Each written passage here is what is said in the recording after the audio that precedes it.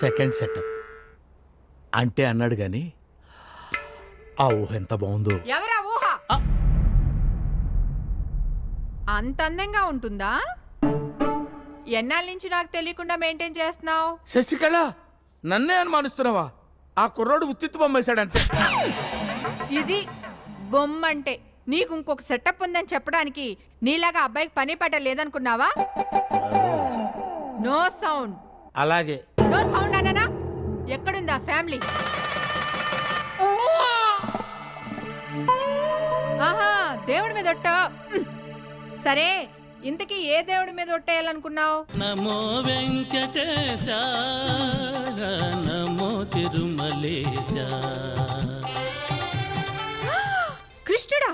అంటే నువ్వు 8 సెటప్లు పెట్టావా?